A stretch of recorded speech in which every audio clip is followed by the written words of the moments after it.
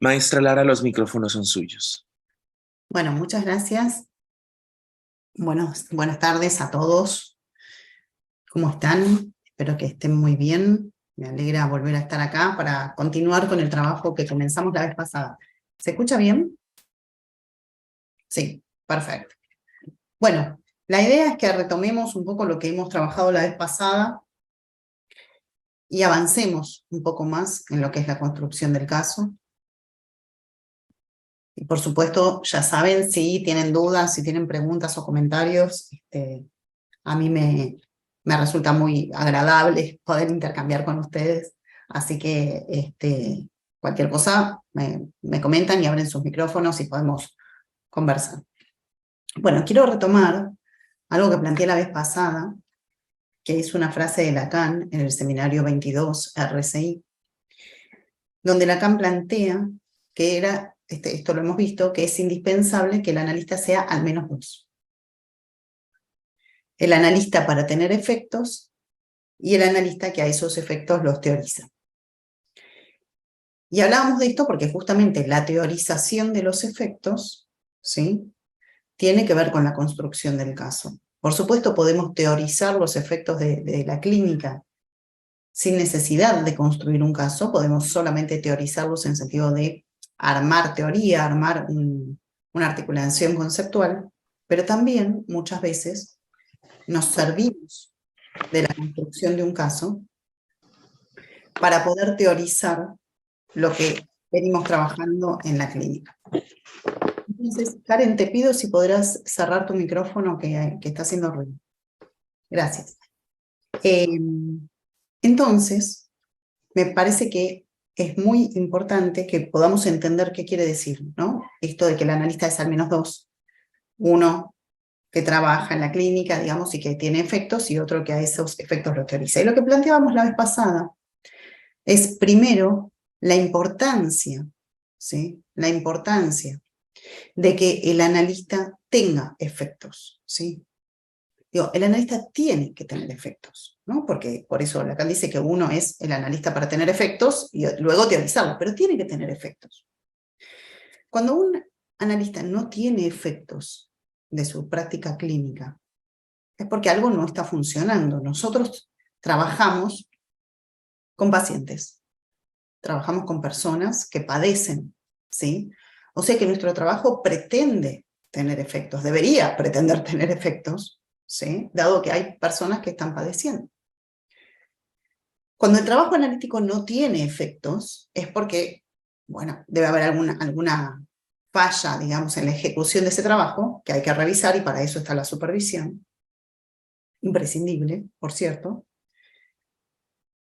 Pero los efectos tiene que haberlos. Por supuesto, los efectos analíticos son muy diferentes a los efectos terapéuticos, ¿sí? Y también tenemos que poder diferenciar. Nosotros como analistas podemos producir efectos terapéuticos. No está prohibido que un analista produzca efectos terapéuticos, ¿sí? A veces es necesario, a veces está bien que lo haga. Pero eso tiene que ser calculado. Es decir, si un analista produce efectos terapéuticos es porque está buscando producir esos efectos, ¿sí?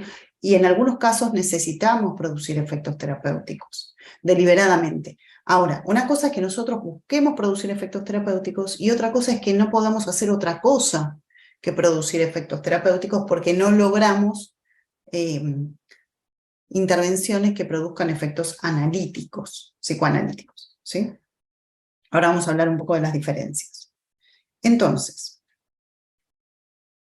cuando nosotros pensamos, decíamos la vez pasada, en los efectos psicoanalíticos, efecto psicoanalítico supone la caída del goce, ¿sí? Efecto psicoanalítico supone agujero, por decirlo de alguna manera, agujereamiento, ¿sí? Aquello que es presentado por el paciente como consistente debe ser agujereado. El goce, que es el modo de padecimiento, ¿sí?, que el paciente presenta, tiene que caer. Y eso lo podemos decir de distintas maneras. Podríamos decir que la caída de goce Puede ser pensada también como la producción de una falta. Puede ser pensada también como el agrandamiento inclusive de una falta, porque un paciente puede venir y plantear determinadas cosas que están en el orden de la falta, ¿sí? Un paciente neurótico, por ejemplo, puede presentar ciertas cuestiones donde ya está instalado subjetivamente en el campo de la falta, y ahí también podemos hacer un trabajo, que es agrandar un poco más el espacio de la falta, ¿sí? O si quieren lo puedo decir de otra manera, hacerle un poco más de espacio a la subjetividad de ese paciente. Bien. Y para eso, en cada instancia del análisis, vamos a tener que producir agujero o agrandar el agujero, ¿verdad? Digo, por ejemplo, en los inicios del análisis, producir la división del sujeto es un modo de producir agujero, ¿sí? Cuando nosotros ingresamos al análisis, intentamos que nuestro paciente ingrese al análisis, lo que tenemos es que producir la división del sujeto. Y ustedes me van a decir, ¿pero cómo? ¿Nosotros no trabajamos con el sujeto dividido? ¿Ese paciente que viene no es ya un sujeto dividido? No. Ese paciente que viene es una persona, no es un sujeto, para empezar, ¿sí? Es una persona que puede presentar una división en el yo. Por ejemplo, puede sentir que está indeciso, puede sentir que está en un momento de mucha contradicción. Todos esos elementos hablan de una división del yo, pero no hablan de la división del sujeto, ¿sí? Y ahí también tenemos una diferencia entre las psicoterapias y el psicoanálisis. Las psicoterapias trabajan con la división del yo y el psicoanálisis con la división del sujeto. No nos vamos a adentrar acá en qué es el sujeto, pero sí quiero decir, el sujeto no es la persona, no es el yo, ¿sí? Entonces decía, nosotros tenemos que producir agujero a cada paso, en cada momento del análisis. Por ejemplo, en los inicios del análisis, producimos agujero, producimos falta cuando producimos la división del sujeto. Y eso es vía las maniobras del analista. O, por ejemplo, en otro momento del análisis, cuando ya estamos adentrados en el análisis propiamente dicho, podemos producir falta, producir agujero cuando hacemos caer una identificación, ¿no? El paciente, por ejemplo, está identificado al padre, ¿sí? Y esa identificación le conlleva padecimiento. Cuando nosotros hacemos caer esa identificación, producimos agujero. Bien. Y podríamos decir así cada vez que el goce se presente, ¿sí? El goce se presenta en el yo, en las modalidades del yo para relacionarse con los otros. El goce se presenta en la identificación, se presenta en el síntoma, se presenta en el fantasma. En todos esos lugares donde el goce se presenta, hay que hacerlo caer, ¿sí? Bien. Las psicoterapias, en este sentido, fíjense que nuestro trabajo como analistas nada tiene que ver con adaptar al paciente a la realidad que lo rodea, digamos, ¿sí? No tiene nada que ver con eso, sino más bien es una invitación, el análisis, a que el paciente no esté tan adaptado, ¿sí? No funcione como una maquinita haciendo lo que hay que hacer, lo que se debe hacer, sino que encuentre un descanso, digamos, un espacio para la subjetividad, en donde no se tenga que adaptar, no tenga que cumplir, ¿sí? Porque finalmente adaptarse es eso, es cumplir con un ideal.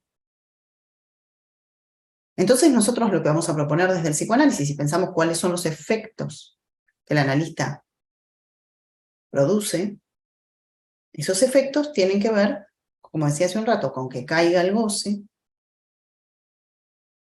y por ende, esa caída de goce siempre lo que va a traer es algo que va en contra de la adaptación, porque si yo me adapto a la realidad, a mi familia, a mi trabajo, si me adapto, lo que estoy haciendo es cumplo con ideales, ¿sí?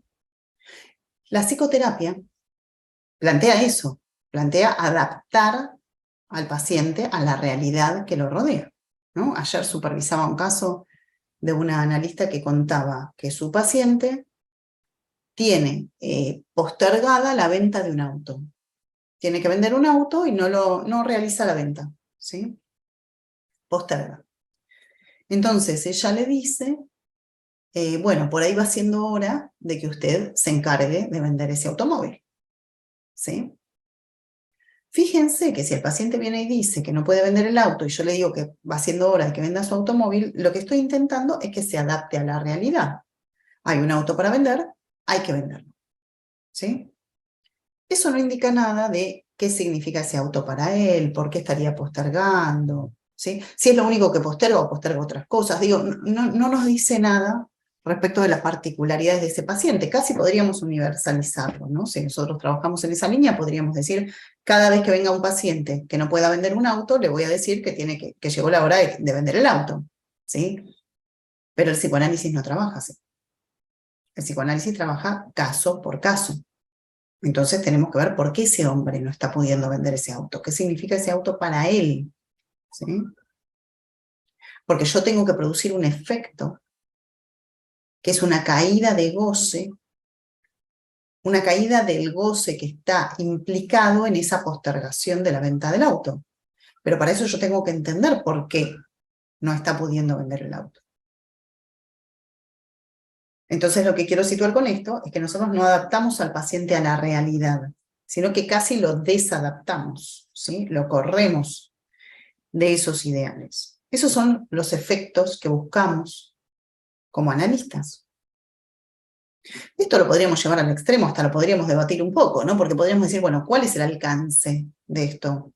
¿Qué tanto el paciente se puede desadaptar de la realidad en la que vive? Porque vive en alguna realidad, digo, tiene que cumplir un horario de trabajo, tiene algunas obligaciones familiares, ¿no? ¿Qué hacemos? ¿Hacemos que desatienda todo lo que venía atendiendo? No. Nosotros no vamos a trabajar para que desatienda, ni vamos a trabajar para que atienda, ¿sí? Pero sí vamos a trabajar para que el paciente pueda dejar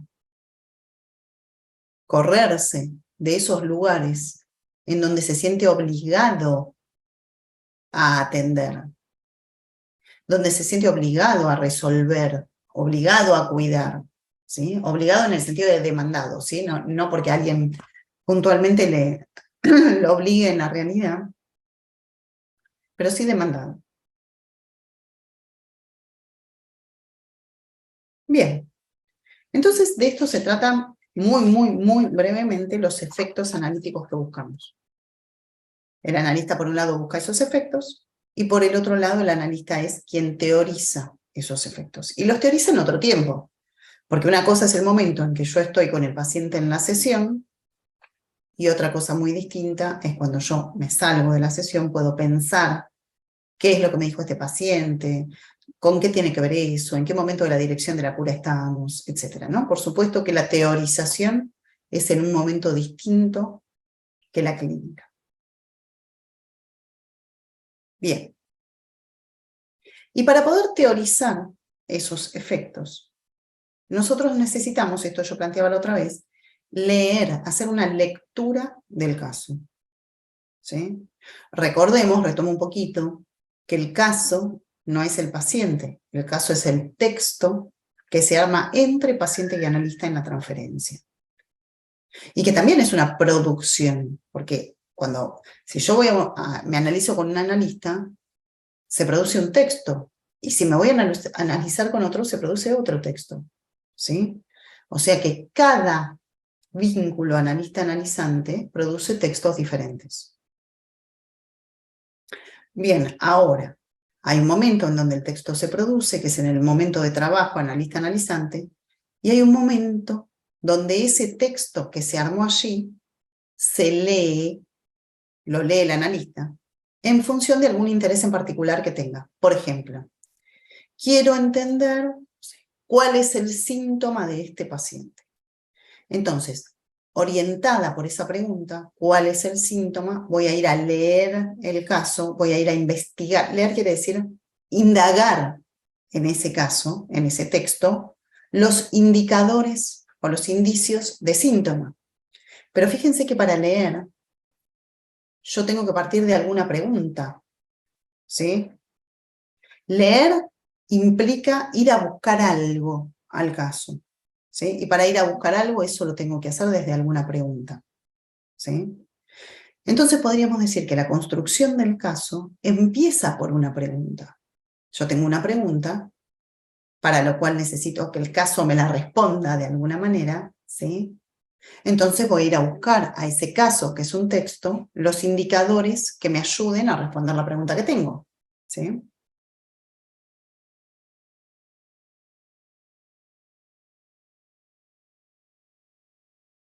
Puede ser una pregunta o puede ser también un punto de ese trabajo que yo quiero destacar por algún motivo. Por ejemplo, si estamos en un espacio de trabajo compartido donde estamos trabajando esto, la identificación, yo puedo leer el caso en función de cuáles son los indicadores de identificación que tengo allí, para después ir al grupo de trabajo y charlar un poco acerca de la identificación. Bien, ahora resulta que leer en psicoanálisis no es leer de cualquier manera.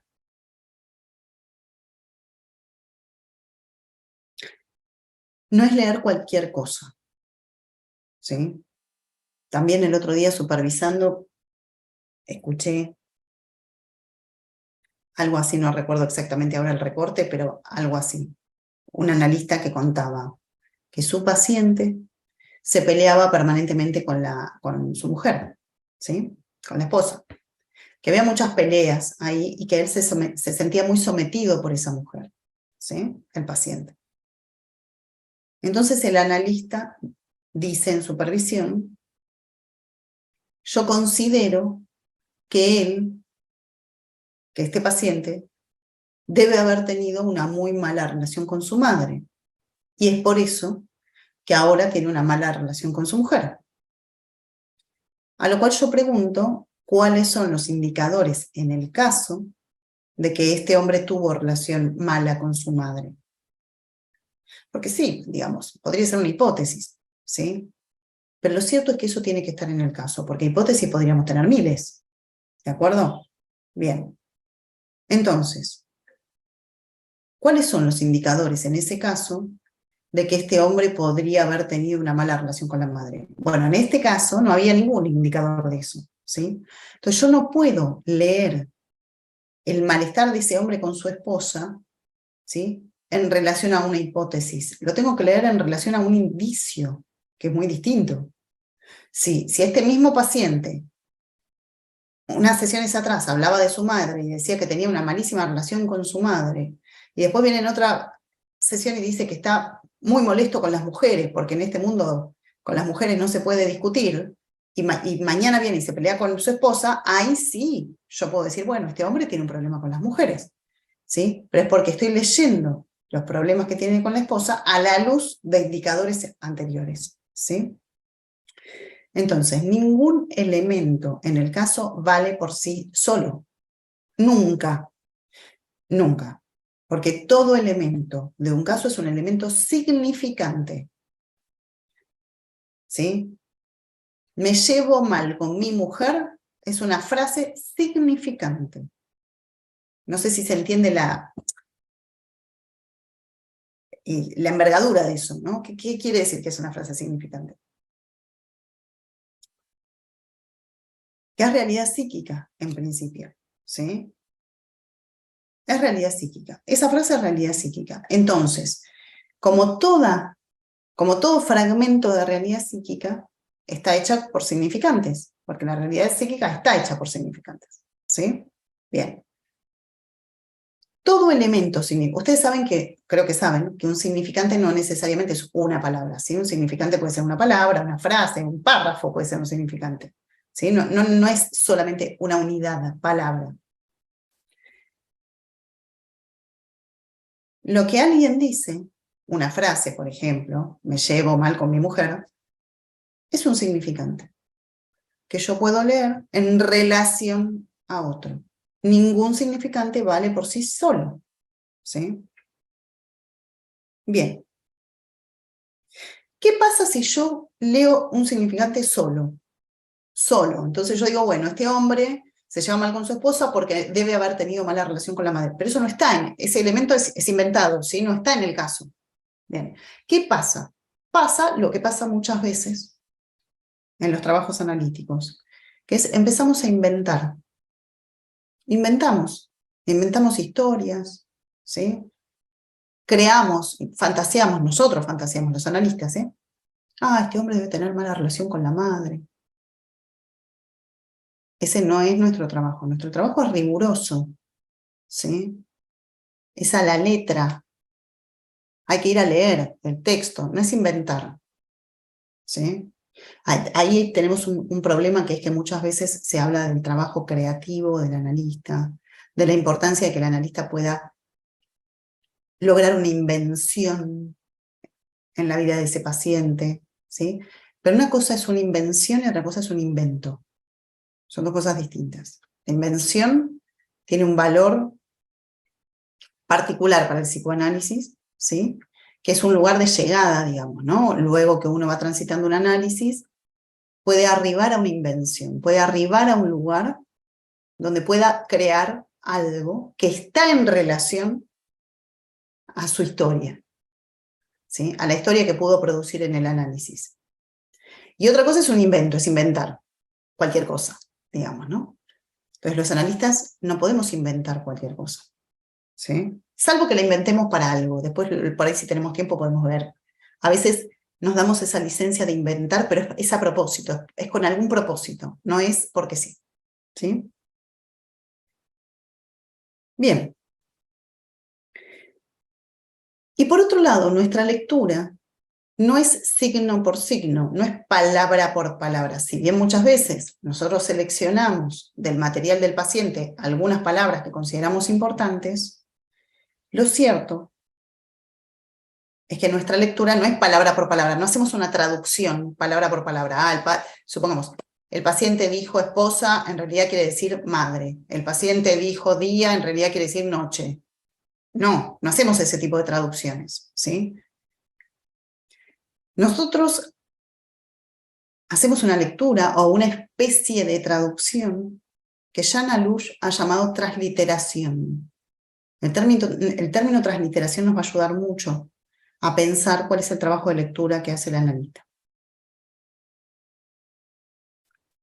¿Qué quiere decir transliteración? Que un texto no se puede leer sin otro texto de referencia, ¿sí? Un texto no se puede leer sin otro texto de referencia. Siempre que leo algo, estoy leyendo desde algún otro texto de referencia. Entonces, por ejemplo, voy a dar un ejemplo muy claro. Si yo tengo un paciente homosexual y me viene a contar que tiene una relación homosexual con otro hombre, supongamos, si yo leo eso desde otro texto, que es la teoría psicoanalítica freudiana, por ejemplo, entonces voy a leer ese vínculo homosexual como la consecuencia de un Edipo invertido, ¿sí? Si yo leo eso mismo, esa relación homosexual, desde otro texto, por ejemplo, la teoría psicoanalítica lacaniana, entonces ya no la voy a leer como Edipo invertido, lo puedo leer como una posición sexuada, ¿sí? X. O sea que cada elemento del texto del caso que yo tomo tiene que ser leído desde algún otro texto, ¿sí? Es como cuando leemos la Biblia, por ejemplo. Si yo leo la Biblia desde algún autor antropólogo, la voy a leer de una manera. Si yo leo la Biblia desde algún sacerdote que pudo escribir algo acerca de eso, la voy a leer de otra manera. ¿Estamos de acuerdo? Bien. Si yo leo la Biblia desde los cuentos infantiles, desde algún texto que hable de cuentos infantiles, puedo creer que la Biblia es un cuentito para niños. Digo, depende desde qué texto yo lea ese texto, el valor que le voy a dar. Entonces nuestra lectura del caso, lectura que necesitamos para luego construirlo, nunca es pura. Siempre tiene su soporte en otro texto. Y resulta que somos nosotros los que tenemos que decidir desde qué texto leemos. Porque si yo leo desde el psicoanálisis freudiano, la homosexualidad va a ser una cosa, y si la leo desde el psicoanálisis lacaniano va a ser otra cosa, por decir algo. Incluso tenemos textos de época, ¿no? Porque si yo leo la homosexualidad desde, no sé, algún autor que trabaje sobre ese asunto en el año 1890, va a ser una cosa, y si yo leo ese mismo asunto desde Paul Preciado, va a ser otra cosa, ¿sí? Bien, o sea que Jan Alush lo que dice es que leer implica una transliteración, implica leer desde otro texto. Siempre se lee un texto desde otro texto. Y agrego yo, somos nosotros los que tenemos que decidir desde qué texto leemos, ¿sí? Y eso es una decisión absolutamente deseante, diría yo, ¿no? Porque ¿es mejor el texto freudiano como respaldo para leer un caso, o es mejor el lacaniano, o es mejor el kleiniano, o es mejor el junguiano? ¿Cuál es mejor para leer un caso? En realidad es mejor el que me sienta mejor, porque estrictamente hablando, no hay uno que per se sea mejor, ¿sí? Es mejor aquel con el que yo acuerdo más. ¿Estamos de acuerdo? Digo, si yo acuerdo con que la homosexualidad es una inversión, ¿sí? Es algo invertido, bueno, entonces me apoyaré más en la teoría freudiana porque me sentiré más afín a eso. Si yo leo la homosexualidad como una posición sexuada, que no tiene ninguna diferencia con cualquier otra posición sexuada, bueno, entonces seguramente me acerque más a la teoría lacaniana, que dice más sobre ese asunto, ¿sí? Pero no porque una teoría sea mejor que la otra o peor que la otra, sino porque nos sentimos más afines a una teoría o a la otra, ¿sí? Pero esto lo tenemos que tener muy claro, porque si no empezamos a hacer un lío bárbaro, empezamos a leer un poquito con esta teoría de respaldo, otro poquito con otra teoría de respaldo, y las teorías son incongruentes, ¿sí? No es que yo puedo agarrar un poquito de cada una, por lo menos no en el terreno que nos concierne, que es el del padecimiento subjetivo, digo, porque después con todo lo que yo voy a leer voy a intervenir con mis pacientes, ¿sí? Entonces tengo que tener cuidado con eso.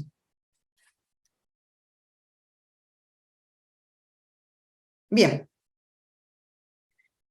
¿Por qué es tan Clara, importante? perdón. Hola, Nen. Entonces, redundando, esto viene incluso a generar un soporte, ¿no? Este es el soporte del caso y de lo que veníamos platicando respecto al encuentro pasado. Esto sería buscar una posición, o más bien, esto más bien genera una posición en el analista y que al final de cuentas guiará los efectos en dirección a la cura. ¿Es así? Es absolutamente así. Okay. Fíjate que nosotros como analistas tenemos que tomar una posición en cada momento, ¿sí? Viene un paciente, yo lo escucho y ya desde el lugar donde lo estoy escuchando, desde la posición donde lo escucho, eso es una decisión, ¿sí? Y por supuesto, una vez que avanzamos en el caso y que producimos ese texto, luego cuando lo vamos a leer, también adoptamos una posición de lectura.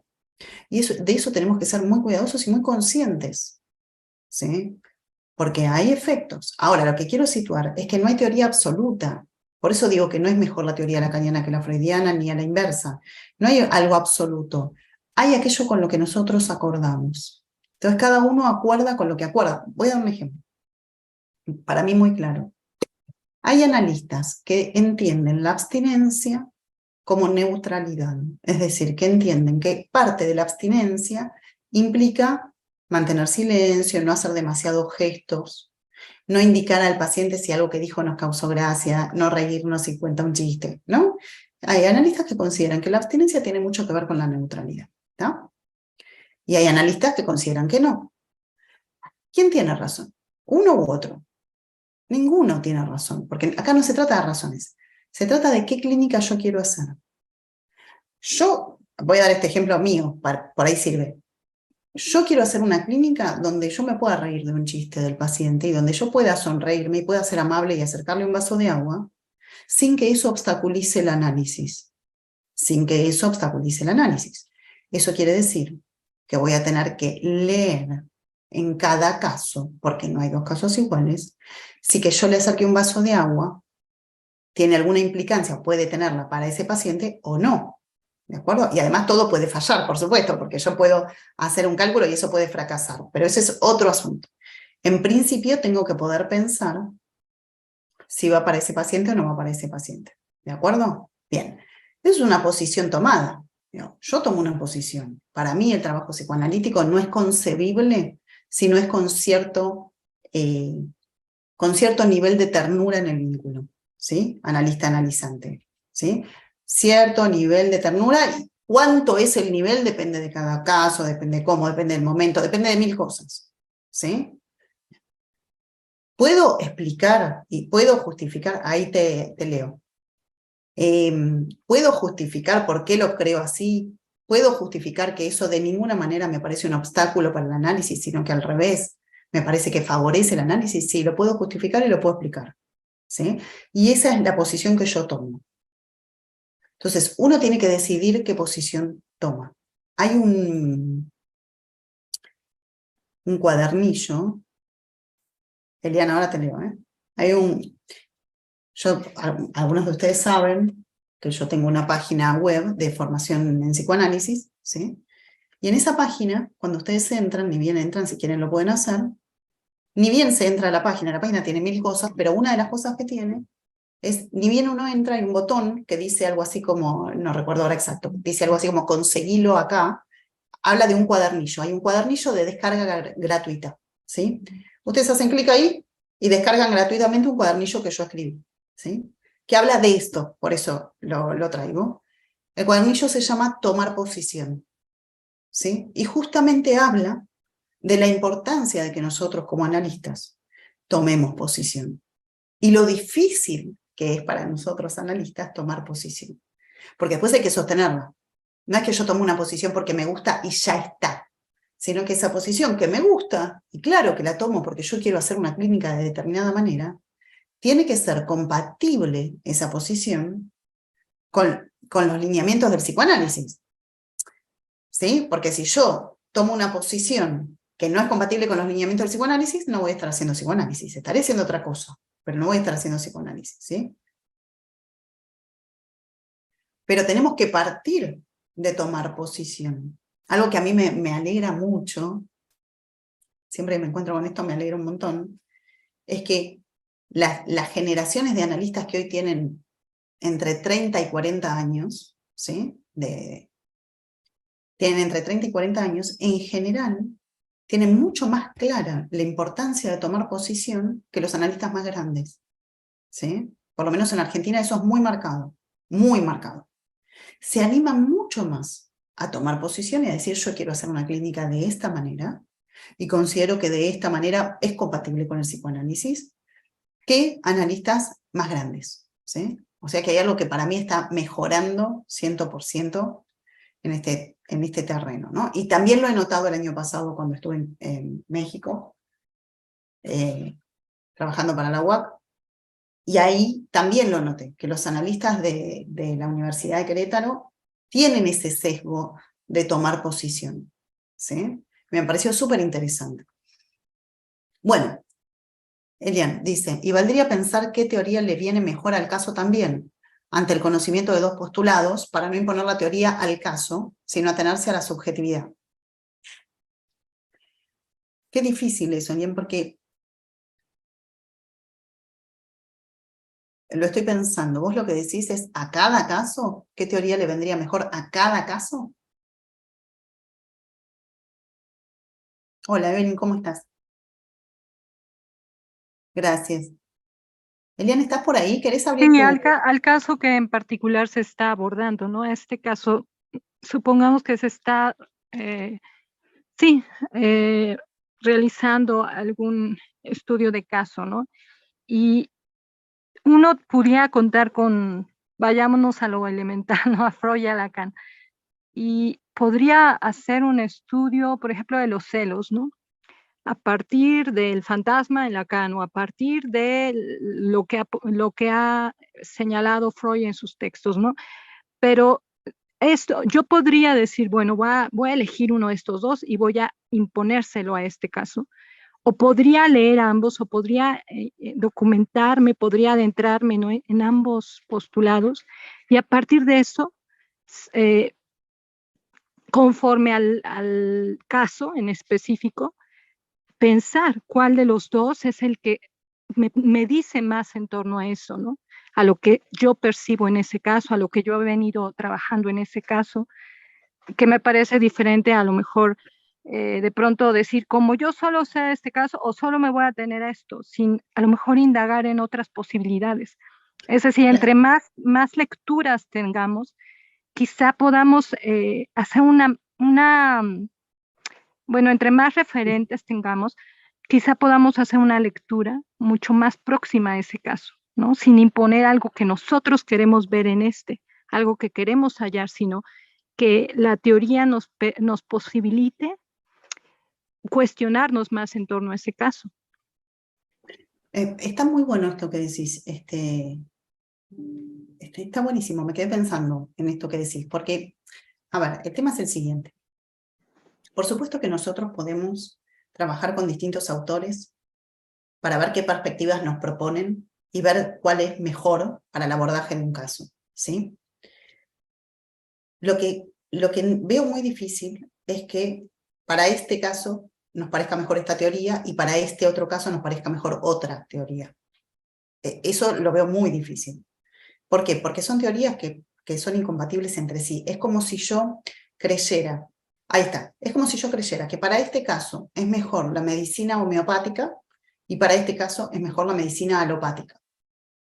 Si yo creo que la homeopatía como concepto, ¿sí?, funciona y es el mejor ofrecimiento que yo le puedo hacer a un paciente, ¿sí?, sería raro que yo crea a la vez que la alopatía es lo mejor. No sé si es el mejor ejemplo porque hay sectores de la homeopatía que no trabajan la alopatía y a la inversa, ¿sí? Pero lo que quiero situar es que son incompatibles las lecturas, y eso sí es un punto.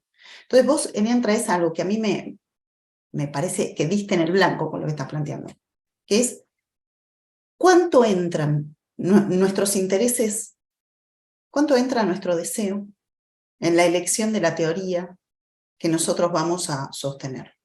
Y Elian lo que trae es, acá no se trata de cuál nos parece más bonita de las teorías, ¿no? O qué autor nos parece más bonito. Se trata del que vaya mejor para el caso. Esto es lo que creo que vos decís, Elian, ¿verdad? Sin embargo, uno podría decir, estaría buenísimo que así sea. Estaría genial que sea así, ¿sí? La pregunta es si eso es posible. Salgamos del psicoanálisis.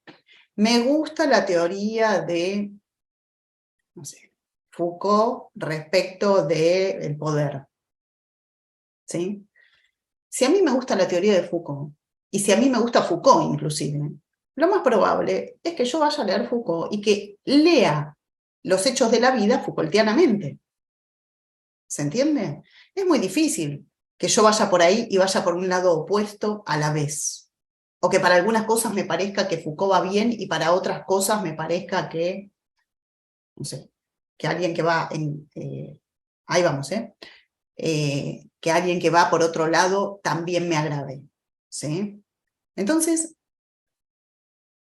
tengo un ejemplo más claro. Respecto de la sexualidad, ¿no?, que es un tema que a nosotros nos concierne. De la identidad de género. Tomemos el tema de identidad de género que está ahora muy en boga, ¿sí? Si a mí me parece interesante el abordaje, como decía recién, de Preciado, ¿sí?, para pensar la identidad de género, difícilmente me parezca interesante el abordaje de algún autor que sea mucho más conservador. Porque son incompatibles, ¿sí? Ahora, ¿cuál es mejor? ¿Uno u otro? Yo qué sé cuál es mejor.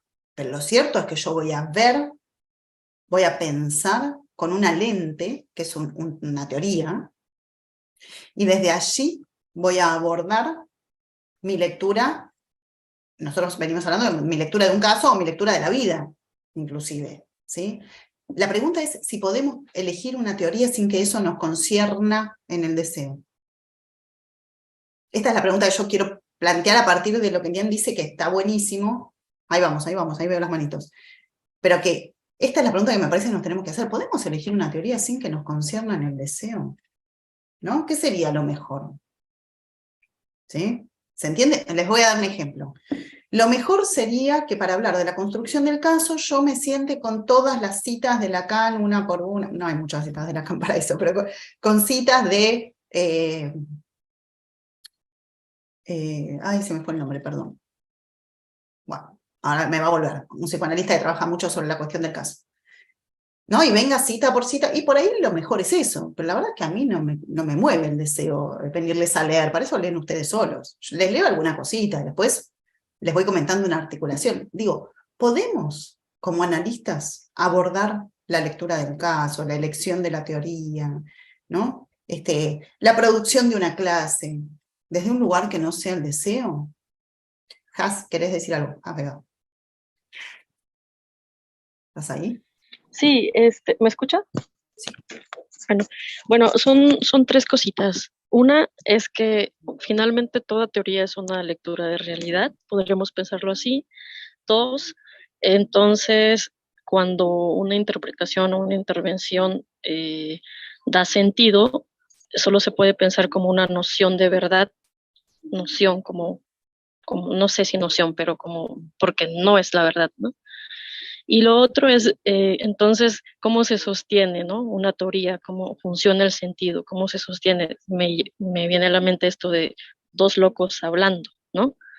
Pero al final de cuentas, si yo busco un psicoanalista como alternativa para proporcionarme un espacio de escucha, finalmente lo busco porque también me hace a mi sentido. Entonces ahí son dos sentidos, uno que hace sentido con la teoría y que funciona porque funciona. Eso es como, funciona porque hay transferencia con respecto a la teoría y con respecto a lo que se crea ahí. Y entonces sí se me hace como, porque lo mismo podría pasar con un cognitivo conductual o un chamán, ¿no? Que en esa misma búsqueda hace sentido de verdad una intervención. Aquí la cosa es cómo se ha construido esta teoría del sujeto que sigue sostenida y funciona, ¿no? No sé, pienso que no están como decimos, en los parámetros de la ciencia, sino del arte quizá, o de, no sé, literatura, no sé. Y esto que tú pones sobre la mesa, de repente me da como risa, ¿no? En el sentido de dos locos se encuentran, hablan, se arma una teoría y sigue sostenida. Ok, Eso no, sí, claro. Freud nos decía que la transferencia es un artificio. Freud nos decía que la neurosis de transferencia es artificial. Y no decía que es artificial porque todos los elementos que el paciente trae adquieren una nueva significación artificial dentro del análisis. Claro, son dos locos que hablan de un texto y constituyen un texto que se sostiene gracias a una lógica y a la transferencia, pero no deja de ser un artificio. Exactamente eso. Exactamente eso. Es tremendo, porque uno podría decir, wow, eso quiere decir que nuestra ciencia, lo pongo entre comillas porque no quiero entrar ahora en el debate de si es ciencia o no, ¿no? Pero eso quiere decir que nuestra ciencia no tiene un soporte racional, ¿sí? No tiene un soporte en la lógica hipotético-deductiva, ¿sí? Y sin embargo, funciona. En la lógica más de las ciencias positivas, eso quise decir. Y sin embargo, ¿funciona? Sí, claro. No tiene soporte en las ciencias positivas y sin embargo funciona. ¿Cómo? Por medio de un artificio que dos locos producen adentro de un consultorio y que tiene sus reglas internas, ¿eh? No es que no tiene reglas, que sean dos locos no quiere decir que eso no tenga reglas, ¿eh? Pero las tiene, así tal cual. Sí, Evelyn. Hola, ¿qué tal? ¿Cómo están? Buenas tardes. ¿No se escucha bulla en el fondo? ¿Me ¿Se escucha escuchan bien? bien? Ah, ok. Sí. Mira, con relación a esto que estabas diciendo, pues me hace bastante interesante porque parece que a veces hay como todo un narcisismo de decir, sí, ¿no? O sea, como que parecía que también los psicoanalistas no se dejan atravesar por el narcisismo y están siempre en esta postura de que es que son mejor la lectura lacaniana porque Lacan es el mejor. Y me parece que desde los lugares y desde la propia clínica y de lo propio que trabajaron sus subjetividades como Dolto, como Klein, como Freud, como todos los que hayan hecho, inclusive Freud como alguien quien escribe, ¿no? Desde ahí podía yo ver su subjetividad de él que se trabaja con todo este material que hace. Yo creo que tenemos que atravesar mucho estas posturas de quién es mejor, porque el análisis no se trata de quiénes sean mejores, sino esto que tú dices, con quiénes nos identificamos más. Por ejemplo, Lara, yo en lo particular pero mi transferencia está, pero muy bello con Dolto, con François Dabuan y Freud. O sea, estos tres me han ayudado para poder sostener mi clínica y para sostenerme porque yo me encontré con ellas, por ejemplo, como esta dificultad que tenían con las madres y cómo su clínica, la manera como ellas sostienen esto, tenía que ver muchísimo con esa ausencia de, pues eran madres muy cabronas las que tenía, por ejemplo, Dolto lo dice en su seminario, ¿no? Una madre bien mierda, ¿no? Entonces yo me encuentro con ellas y es algo que a mí me ha facilitado bastante la clínica y es cuando yo digo, esto me gusta y no lo quiero soltar. Y de repente me encuentro con alguna lectura de Lacan, no me encuentro con él, muy filósofo, muy intelectual, muy leído. No me gusta, a mí me gusta la clínica, a mí me gusta lo que se atraviesa en el cuerpo, a mí me gusta lo que se siente y lo sentí en estas lecturas, por ejemplo. Y me gusta mucho esto que dices, Lara, porque también es un parteaguas para decir, a ver, momento, son las transmisiones que nos pueden colocar un poquito y sigamos con ello, pues no tiene nada de malo que nos guste, por ejemplo, en mi caso, repito, Dolto y Dabuan son dos mujeres que han trazado muchísimo y me gusta, pues, y te agradezco que lo comentes abiertamente en este grupo, porque entre las grabaciones hay otros más que te están escuchando y esto nos pones también a pensar un poquito y a reflexionar las cosas que nos estás aventando ahí muy lindamente y lo estamos agarrando y quería comentar esto. Gracias. Gracias, Evelyn, por tu comentario. Muchas gracias. Sí, coincido con esto que vos decís. Nosotros nos tenemos que dejar atravesar por los autores, ¿no? Digo, nosotros somos psicoanalistas. Hay algo que yo no concibo, que es lo siguiente. El psicoanálisis hace muchas cosas. Entre ellas, modifica al cuerpo. Para mí no hay psicoanálisis que no modifique el cuerpo, ¿sí? Alguien entra angustiado, alguien entra oprimido, alguien entra con dolor de cabeza, alguien entra con pánico, con ataques de pánico, ¿sí? Y el psicoanálisis, alguien se siente apesadumbrado, y el psicoanálisis hace que ese cuerpo que entró de esa manera salga de otra manera. ¿De acuerdo? Bien. No concibo hacer un psicoanálisis, ¿sí?, donde el cuerpo quede afuera. No lo concibo, ¿sí?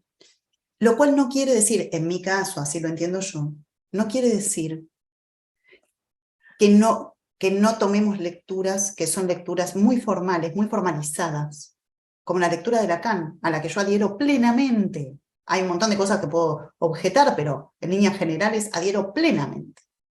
Pero para mí no son incompatibles. Una lectura rigurosa, una lectura de un autor que formaliza al extremo, ¿sí?, y que muchas veces se hace intratable, digamos, ¿no?, de lo duro que es, ¿sí?, no es incompatible para mí con otros autores u otras autoras, ¿sí?, que nos traen otros modos de transmisión, ¿sí?, pero donde sus clínicas o sus modos de pensar la teoría son absolutamente compatibles. Se me viene a la cabeza Andu Furmantel, ¿no? No sé si la leyeron, es una maravilla, ¿sí? Es una mujer que habla de las cuestiones más psicoanalíticas,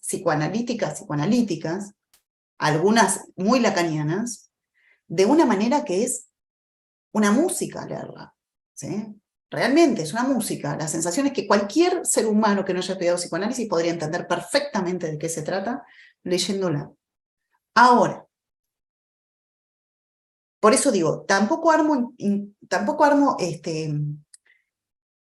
equipos opuestos, ¿sí? No estoy diciendo que son mejores los autores o las autoras que entran por el lado de la sensibilidad y lo deseante que aquellos autores más rígidos, más duros y más formales.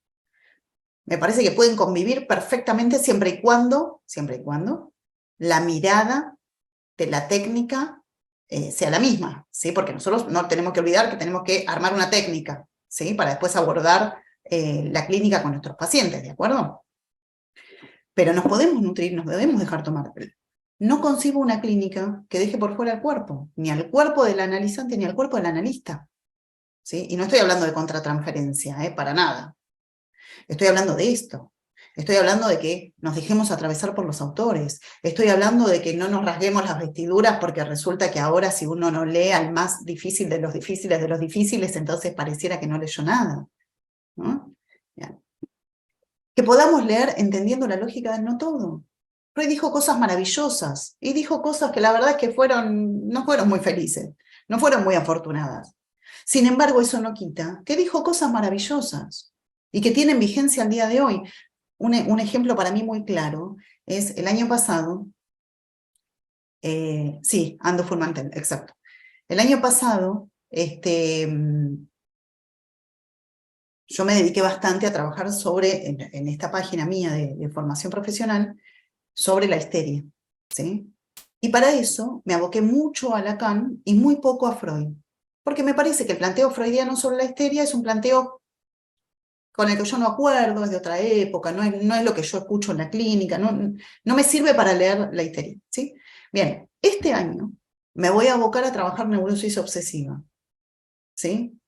Y el primer curso de neurosis obsesiva del año, va a haber varios, el primero, es todo Freud.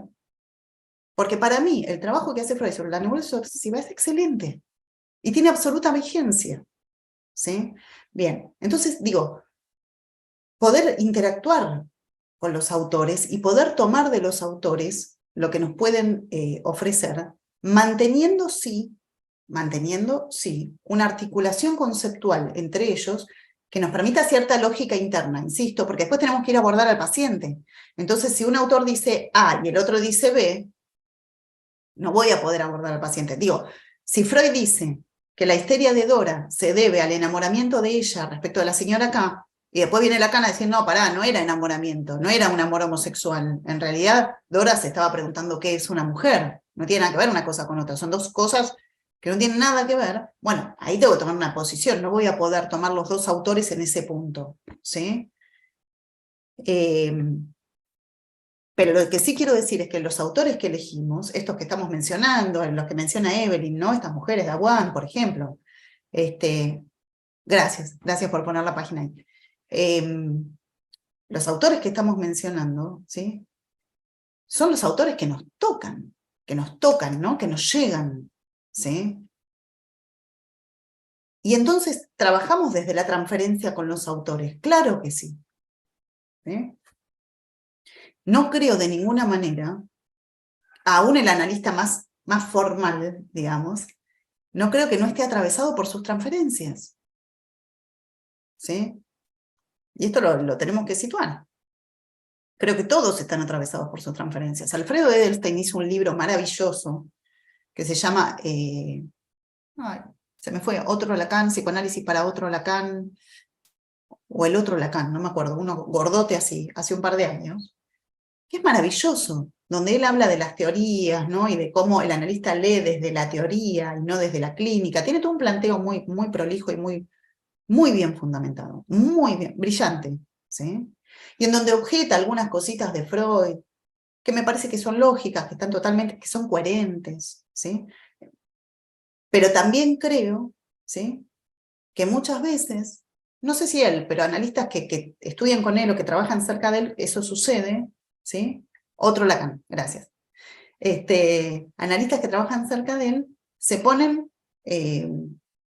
asépticos, ¿no? Como si ninguna teoría les concerniera. ¿Cómo no voy a elegir una teoría que me concierne? O sea, sería una locura, ¿no? Que regule mi clínica por una teoría que no me concierne. Bien. Bueno, me fui un poco lejos, pero...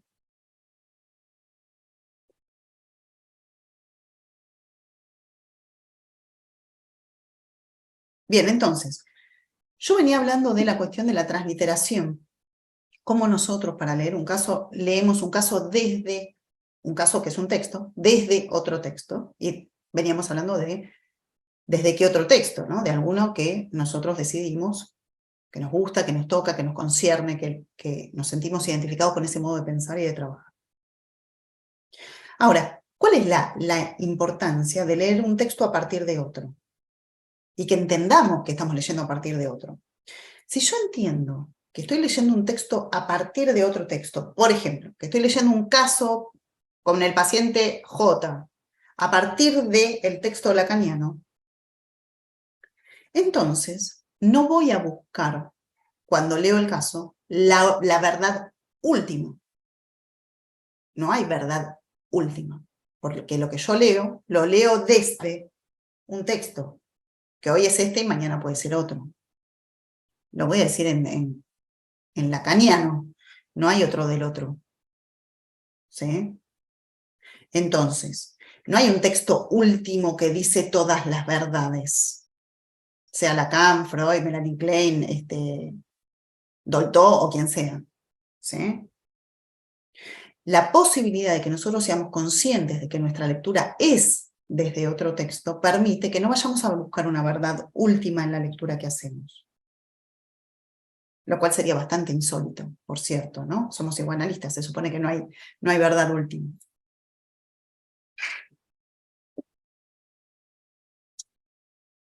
Bien.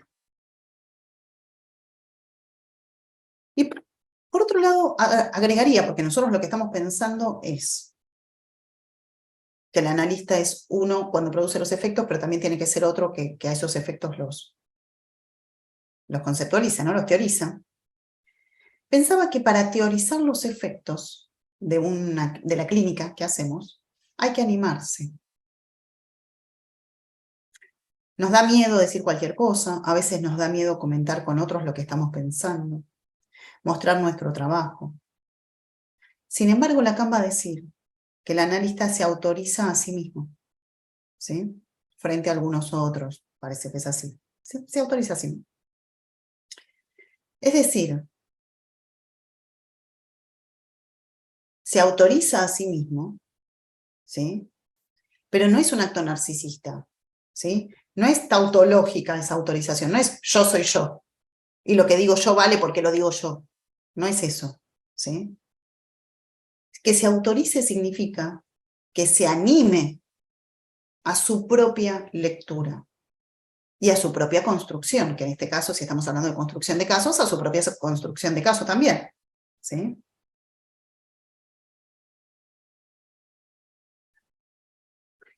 Finalmente pienso esto, ¿no? Hablando de tomar posición, que el psicoanálisis muchas veces, en muchos sentidos, se trata de animarse. Animarse a leer un caso, animarse a elegir una teoría que es la que nos va a servir como soporte para leer, animarse a armar articulaciones, animarse a hablar con otros colegas y también animarse a que no haya una verdad última. ¿Sí? Bien.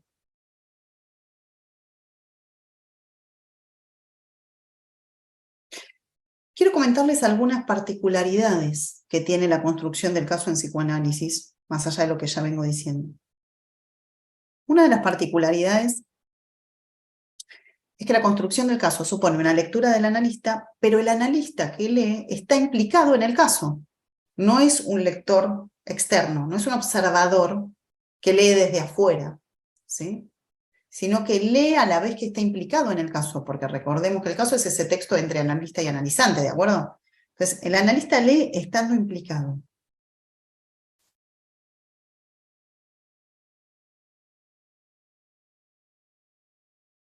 Bien, la segunda cuestión particular de la construcción de casos en psicoanálisis es que necesitamos, para construir un caso, además de la teoría y todo lo que acabo de decir, necesitamos tomar algunas citas, ¿sí?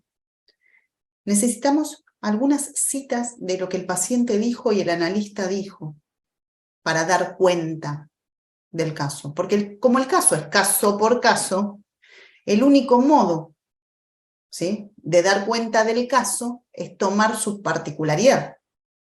Y la particularidad del caso se expresa en los significantes, ¿sí? Si nosotros no miramos los significantes, si no los tomamos, si no los escuchamos, sería mejor dicho, te diría que casi todas las neurosis obsesivas son iguales, más o menos. Todas dudan, todas postergan, ¿no? Digo, si no escuchara la particularidad significante, ¿no? Y bueno, la histeria es más o menos toda igual, el deseo de ser insatisfecho. Por eso existe la teoría, porque la teoría habla de generalidades. Se puede generalizar, podemos generalizar los casos. Para particularizar los casos, no me queda otra que tomar los significantes particulares de ese paciente, con los cuales dice su deseo insatisfecho, por ejemplo, con los cuales dice su duda, con los cuales dice, el otro día un paciente decía, hablando de la duda obsesiva, decía esto: yo no sé si soy de aquí o si soy de allá. Esa era la frase de él: yo no sé si soy de aquí o si soy de allá. ¿Sí? Otro paciente dijo, un dicho que no sé si ustedes utilizan, acá se usa, que es: yo ni chicha ni limonada. ¿No? Ni chicha ni limonada quiere decir ni una cosa ni la otra. ¿Sí? Entonces tenemos, no sé si soy de aquí o soy de allá, otro que dice ni chicha ni limonada, otro que dice yo ni cara ni seca, las dos caras de una moneda. ¿Sí? Bien. ¿Están todos diciendo lo mismo? Están todos expresando la duda entre dos elementos, pero todos lo dicen distinto. ¿Sí? Entonces, si yo tengo que intervenir, voy a tener que intervenir en un caso con la palabra aquí o allá, con las palabras. En otro caso con chicha o limonada y en otro caso con otra cosa, ¿de acuerdo?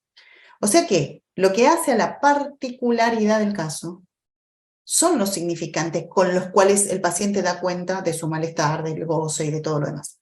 Entonces voy a tener que tomar algunas citas en la construcción de caso. Ahora, una cosa es algunas citas y otra cosa es armar un desarrollo de caso, cita, cita, cita, cita, cita.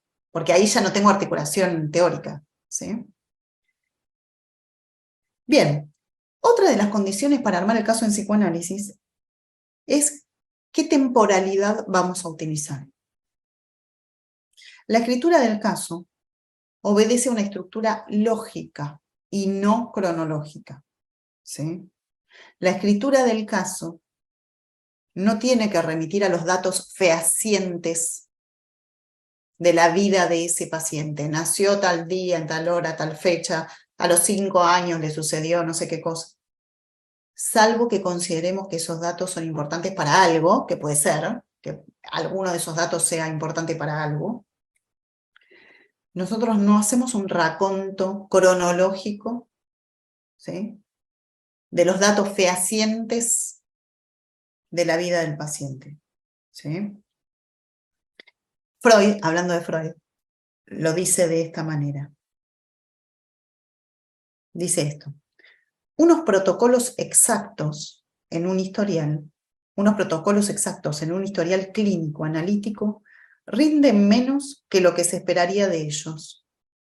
En rigor, se alinean con esa pseudoexactitud de la que tantos ejemplos llamativos nos ofrece la psiquiatría moderna.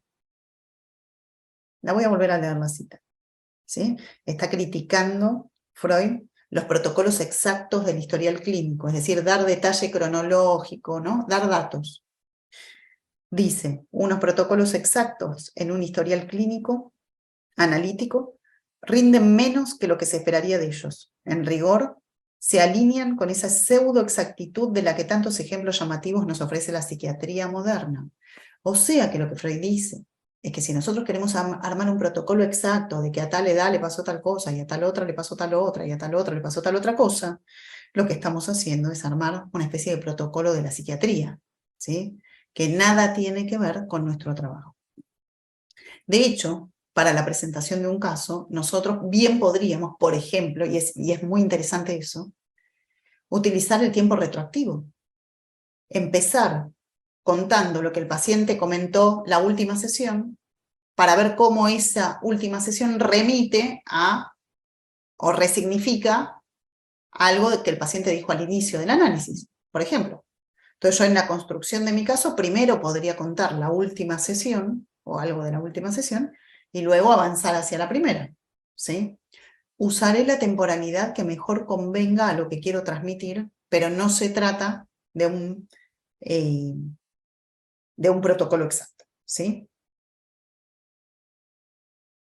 Porque lo que nosotros tenemos que transmitir en el caso son trazos de la subjetividad de ese paciente, ¿sí? Y la subjetividad no tiene nada que ver con el armado coherente, racional, ¿sí? de un texto, ¿sí? Sino que la subjetividad está hecha de trazos. Trazos que van armando un teórico todo, que van armando una teórica completud que en realidad no hay. Supongamos este ejemplo. Si yo miro, ayer lo comentaba en otro espacio, si yo miro un cuadro de Van Gogh, ¿sí? Voy a tomar algo que me parece mejor que el cuadro de Van Gogh, para este ejemplo. A ver si se ve. ¿Se ve ahí? Esto es un cuaderno que me regalaron, justamente me regaló una colega cuando estuve en México el año pasado. Muy hermoso, por cierto. Que no sé si se llega a ver, tiene algunas figuras, por ejemplo, un pájaro, que está hecho de puntitos y trazados chiquititos, ¿sí? Todo el dibujo está hecho así, pequeños puntos y pequeñas rayas, ¿sí? Bien, si yo miro el todo, veo un pájaro, ¿sí? Ahora, si yo miro más en detalle, pierdo el pájaro y veo los trazos, ¿sí? Trazo, trazo, trazo, trazo. Bien. La subjetividad son trazos, que a grosso modo, cuando viene un paciente, nos da la sensación de una completud. Viene una persona, que parece eso, algo de cierta completud. Alguien coherente, que nos viene a hablar, que nos cuenta lo que le pasa, etcétera, etcétera. Sin embargo, a nosotros esa imagen no nos interesa. Eso es lo que podríamos llamar el yo, ¿no? Viene alguien desde una imagen de completud, yo me llamo de tal manera, me sucede tal cosa, tengo tal edad, perfecto. Nosotros lo que vamos a buscar son los trazos que componen esa subjetividad, ¿sí? Y eso mismo es lo que vamos a ir a buscar al caso. ¿Cuáles son los trazos? Como decía hace un rato, si lo que me interesa es la identificación, por ejemplo, ¿cuáles son los trazos que componen la identificación? ¿Alguna vivencia de la infancia? ¿Algún abuelo? ¿Alguna letra del apellido? ¿Sí? ¿Cuáles son los trazos que componen eso?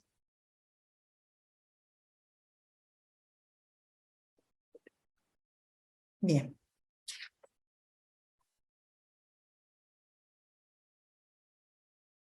Por ende, como nosotros vamos a buscar los trazos de subjetividad, tiene que haber en la construcción del caso cierta economía del relato, ¿sí? Digo, la construcción del caso no puede ser un relato donde yo cuento el detalle del detalle del detalle del detalle de lo que sucedió en el análisis, ¿sí? Porque si no, no estaría yendo a buscar los trazos de subjetividad.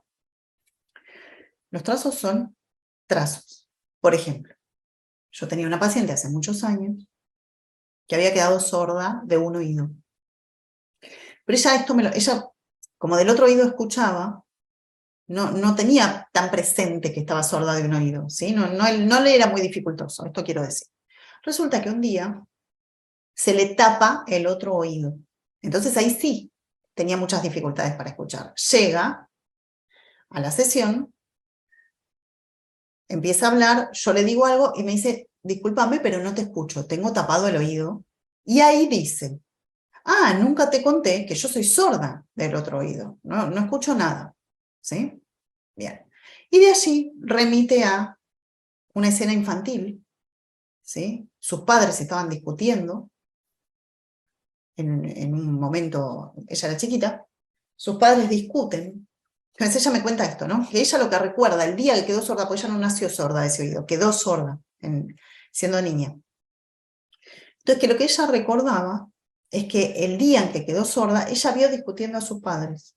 ¿Sí? Entonces ella me cuenta esto, mis padres estaban discutiendo, yo los estaba mirando, y de repente mi padre le dio una cachetada a mi madre, y hace este gesto, le dio una cachetada a mi madre. ¿Sí? Entonces yo también hago este gesto. ¿Sí? Y ella dice, claro, él le pegó en el oído, el padre a la madre, le pegó en el oído, y yo quedé sorda. Bien. A partir de allí, ella empieza a contar identificaciones de ella con la madre. A partir de mi madre le pegan en el oído y yo quedo sorda, empieza a contar rasgos identificatorios con la madre. Quiero mostrar el orden de esto que estoy contando. Uno podría decir, si vamos a dar cuenta de la identificación de ella con la madre, ¿por dónde empezamos? Podríamos perfectamente empezar así, por la sesión en la que ella vino con el oído tapado. Vino una sesión con oído tapado, esa sesión dijo sorda de otro oído, luego contó cuando era niña y la escena de los padres, el padre que la golpea, y luego otras escenas de identificación con la madre. ¿Se entiende que ese orden no es cronológico? No tiene nada que ver con la cronología. ¿Sí? Yo tomo solamente los elementos que remiten a la cuestión de la identificación con la madre. Bien, entonces esto para situar la importancia de la economía del relato, digamos, ¿no? Que no sea una cosa donde nos la pasamos dando detalles y detalles y detalles.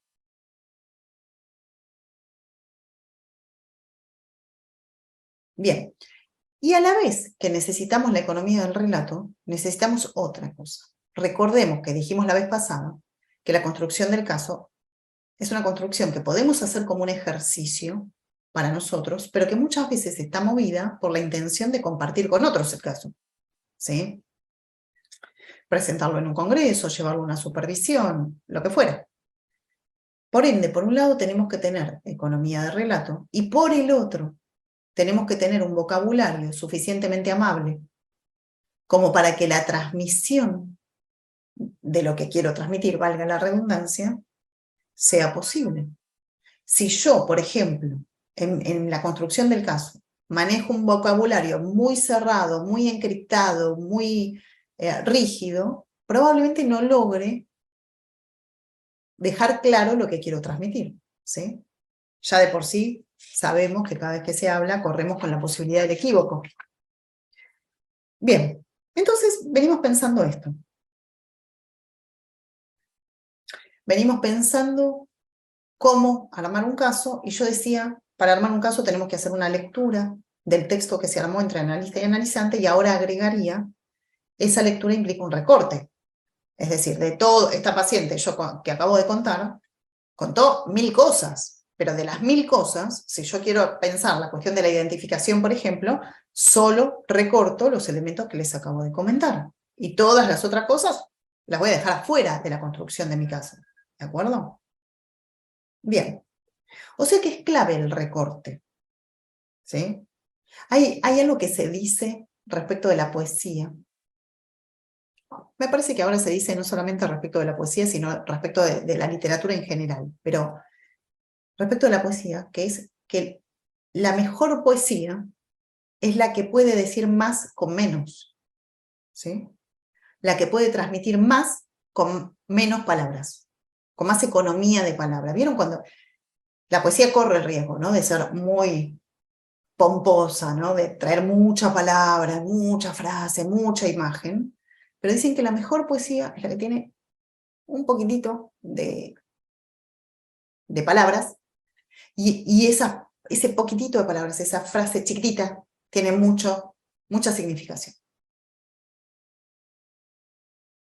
Y el recorte apunta un poco ahí, que con poco podamos decir mucho, ¿sí? Pero con poco, ¿está? Entonces,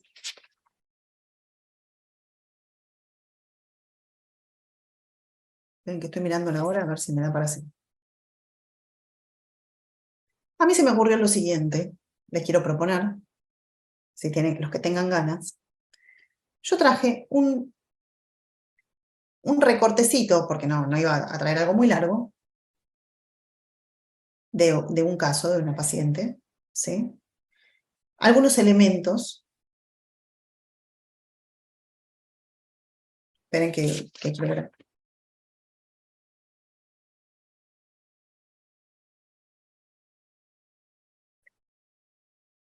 Traje, decía, un recorte de un caso, y me gustaría que podamos hacer este ejercicio.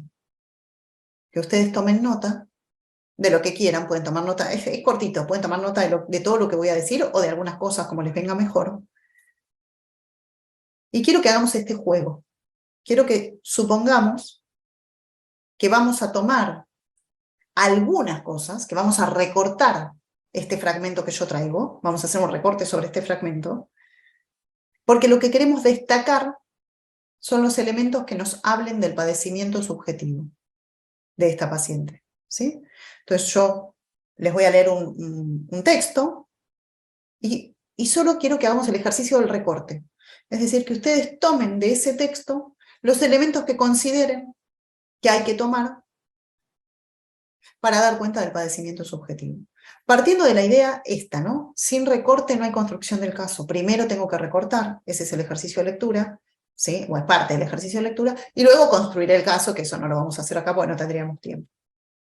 Entonces, lo voy a leer un par de veces porque es breve, así que si no logran escribir la primera vez, lo pueden hacer la segunda, y después charlamos respecto de cuáles son los elementos que han podido tomar para recortar bajo esta premisa. Recuerden que yo dije que el trabajo de lectura y el trabajo de recorte implica alguna pregunta o algún punto de interés. Es sobre ese punto, a partir de ese punto, que yo armo el recorte, ¿sí? Por eso yo decía, vamos a armar un recorte que en este caso destaque el padecimiento subjetivo, ¿sí?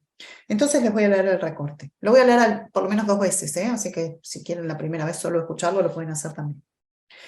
Supongamos entonces que queremos destacar en este recorte el padecimiento psíquico de la paciente. ¿Qué de esta información ustedes podrían quitar? ¿Y cuál de estas informaciones podrían dejar? Claudia tiene 40 años, vive en Buenos Aires, trabaja en una empresa como secretaria, tiene novio desde hace 10 años. Consulta porque se siente estancada en el trabajo y quisiera cambiar de lugar de trabajo, pero no se anima. Ha ido a una escuela primaria, privada, y a una escuela secundaria del Estado. Ha realizado la carrera universitaria en la Universidad de Buenos Aires y luego hizo varios posgrados. Claudia dice, me dan miedo los cambios. Tengo un trabajo seguro, tengo un buen sueldo. Mi padre me dice que no cambie, que cuando él cambió le fue mal. Mi madre no dice nada. No interviene en cuestiones de trabajo. Mi hermano ha cambiado muchas veces de trabajo. A veces le ha ido mejor y otras veces le ha ido peor. Sigue diciendo Claudia. También siento que mi relación de noviazgo ya no me satisface como antes.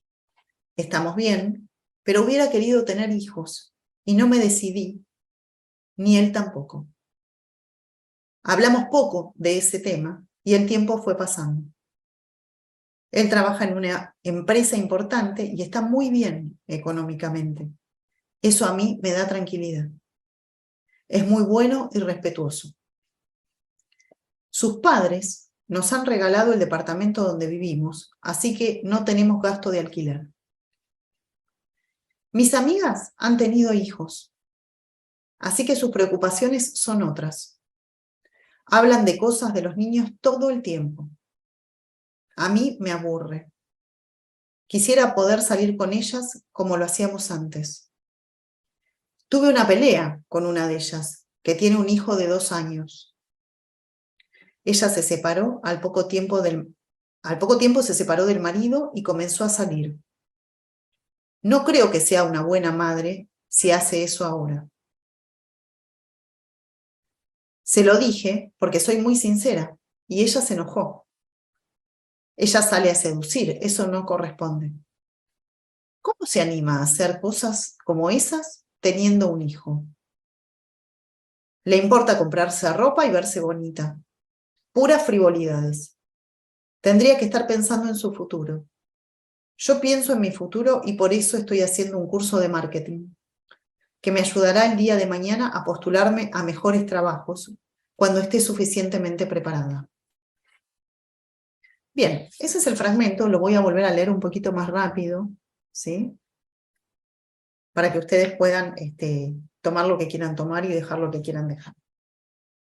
Claudia tiene 40 años, vive en Buenos Aires, trabaja en una empresa como secretaria, tiene novio desde hace 10 años. Consulta porque se siente estancada en el trabajo y quisiera cambiar, pero no se anima. Ha ido a una escuela primaria privada y a una secundaria del Estado. Ha realizado la carrera universitaria en la Universidad de Buenos Aires, hizo luego varios posgrados. Dice, me dan miedo los cambios. Tengo un trabajo seguro con un buen sueldo. Mi padre me dice que no cambie, que cuando él cambió le fue mal. Mi madre no dice nada, no interviene en cuestiones de trabajo. Mi hermano ha cambiado muchas veces, a veces le ha ido mejor que otras. También siento que mi relación de noviazgo ya no me satisface como antes. Estamos bien, pero hubiera querido tener hijos y no me decidí nunca y él tampoco.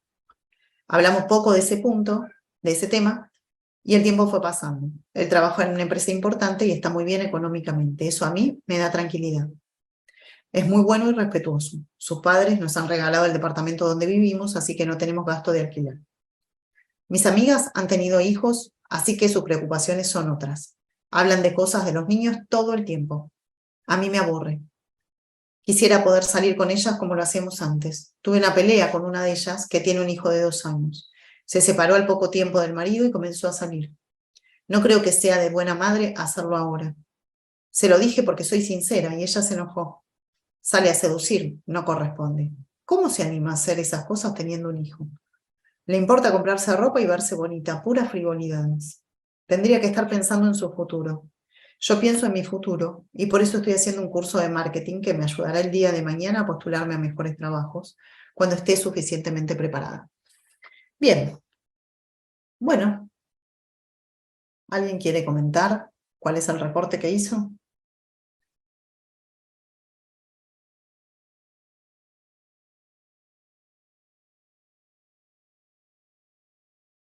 Yo, Adriana. miedo al cambio y como que, perdón. Sí, te escucho como con mucho ruido de fondo. A ver, acércate un poquito más al micrófono. A ver, ahí me escuchan. Sí. Y como que, bueno, yo lo que reporté fue miedo al cambio, que su amiga le proyectara esa parte de cómo es posible que haya cambiado. O sea, si una mujer que es casada y que tiene familia, pues no puede dejar al marido y no puede seducir, no puede salir a seducir. ¿No puede salir? Ajá, o sea, como que tiene que estar en su casa. Nada de hacer esto que ella menciona, ¿no? De comprarse ropa, seducir, de qué va a hacer con su hijo. Ajá. Y lo que le dijo su papá, que si hay cambio, pues que puede fracasar. Porque si cambia de trabajo, puede fracasar. Bien. Perfecto. Ok, gracias, Adriana. Ahí voy, espérame un cachito. A ver si escuché bien porque había mucho ruido, pero creo que Adriana dijo esto, lo que señaló, ¿no? Miedo al cambio, la amiga que proyecta la cuestión, ella que proyecta en la amiga la cuestión de cómo pudo atreverse a cambiar, y el padre que sitúa que cuando cambió fracasó, ¿sí? Son esos 3 puntos los que ella básicamente situó. A ver, ¿quién está ahí? Esperen que... estás ahí, dale. Sí, yo lo que escucho es una pregunta en relación a la maternidad y con respecto a un mandato de cómo debe ser una mujer, una madre, ¿no? Como en este discurso consciente, porque hay un juicio. pero en ese juicio también hay una pregunta con respecto a la maternidad, ¿no? A su maternidad, que Bien. justamente no, es una pregunta porque la maternidad también se puede no asumir, ¿no? Hasta este momento ella teniendo todas las condiciones no la ejerce en este mandato de tener un hijo. Ajá, perfecto, perfecto.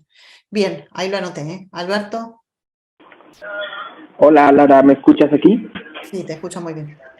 Sí, gracias. Coincido un poco con la compañera, precisamente también hacía un apunte acerca de una forma en la que cuestiona, no sé si la maternidad, pero al menos sí el tener hijos. Hice el recorte a partir de ahí, de Sí, pensar de que no es una cosa ser madre, otra cosa es tener hijos, que parece que son dos cosas distintas y se sitúan de forma distinta. Sin embargo, también alcanzo, y me llamó la atención, esto lo mencionas tú en dos ocasiones, la cuestión de la suficiencia, como si hubiera una fantasía por la suficiencia. Se menciona también la suficiencia como en tanto al que ya no se siente suficiente ni con el trabajo, no se siente suficiente con la pareja. Parece que la suficiencia y la insatisfacción se teje de una forma muy peculiar. Entonces, bueno, creo que esos fueron mis recortes a partir de ahí. No sé si ligarlo también un poco con esta pregunta que se hace con relación al tener hijos. perfecto. ¿Dijiste la palabra suficiencia? ¿Escuché bien? Así es, ajá. Suficiencia, ok, gracias. Bien, formación, ¿cómo es tu nombre? Hola, Formacio, Ah, formacio, yo leía formación, mira, formación. Formacio. Eh, yo puse en negro esto. Claudia, 40 años, me da miedo los cambios, me hubiera gustado tener hijos, esos tres. ¿Por qué 40 años? Porque estamos hablando como de una finitud con respecto a la mujer es un consciente en su finitud con respecto a poder tener hijos. Ya biológicamente hay unos cambios y yo creo que la conciencia de la finitud, de que se puede ya no tener hijos o que vamos a perder nuestro periodo, no sé. Le dan miedo los cambios y el tema me hubiera gustado tener hijos. La verdad es que pensé cómo le devolvería o cómo le haría la pregunta y yo anoté una, probablemente, no sé. A mí se me ocurrió, después de escucharla, preguntarle, ¿te ves teniendo un hijo? ¿No? Ahí, porque precisamente el tema de tener un hijo, primero, la finitud es un cambio inevitable, Ujú, ¿no? El hecho de la finitud de nuestra etapa de poder tener un hijo, ¿no? ujú, Y me llamó mucho la atención porque ese es un caso que estoy escuchando muchísimo. De hecho, yo tampoco tengo hijos, ¿no? Y voy a cumplir ujú. 40 años este año. Ajá, Entonces, el tema es como decir, chin, voy a cumplir 40, no tengo hijos, voy a tener o no los voy a tener, ¿no? ujú. Es algo que inevitablemente se va a plantear. Entonces Ok. después viene, es un cambio inevitable, 40 años, y sí dijo, me gustaría, me hubiera gustado tener un hijo o algo así, ¿no? Sí, sí. Habló como del deseo, pero después del deseo habla del malestar, de justifico que los hijos son como feos, Ujú. ¿sí? Bien, perfecto.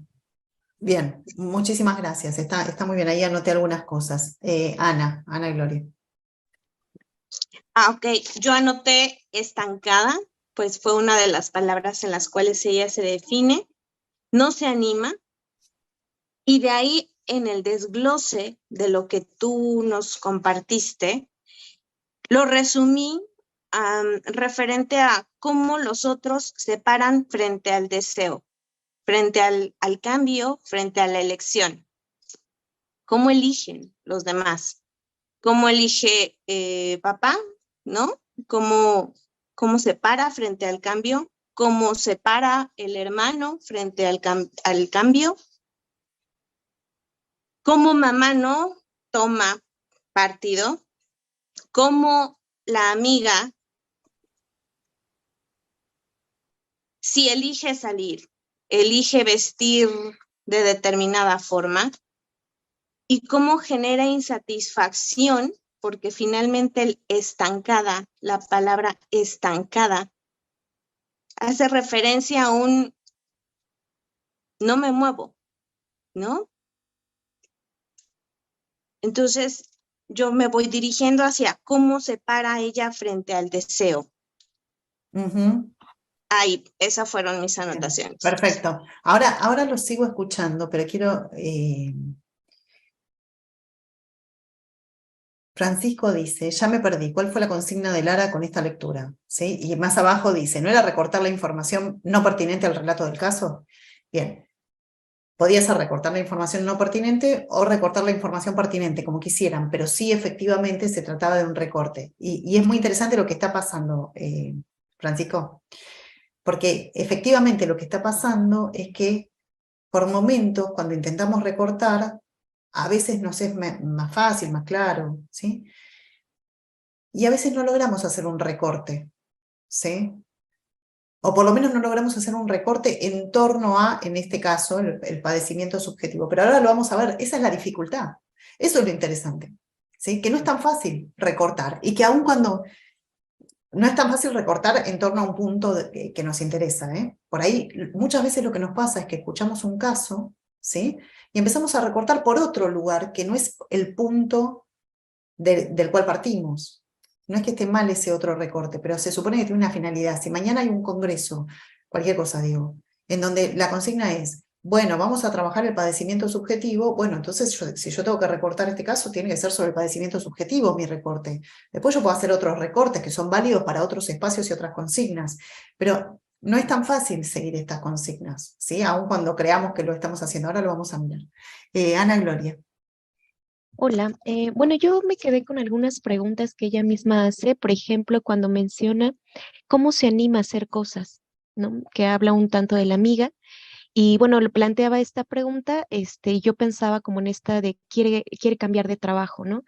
Después, cuando habla de la suficiencia, un poco plantear qué es estar suficientemente preparada, ¿no? Que ella también lo menciona.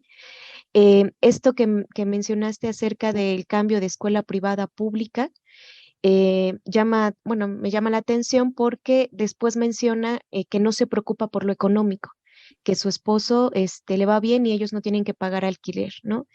Y me quedo también con esta otra parte donde dice, mi madre no dice nada, ¿no? Pareciera que, que la madre tiene un papel ahí, ¿no?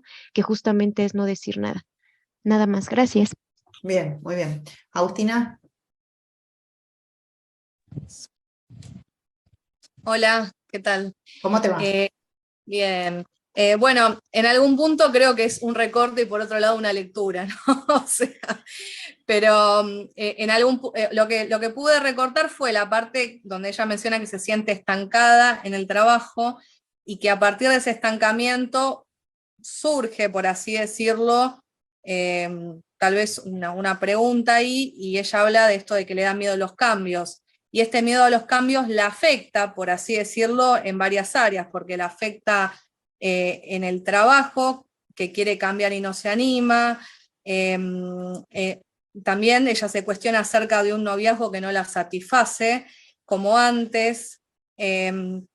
Esta cuestión de tener hijos y no se decide.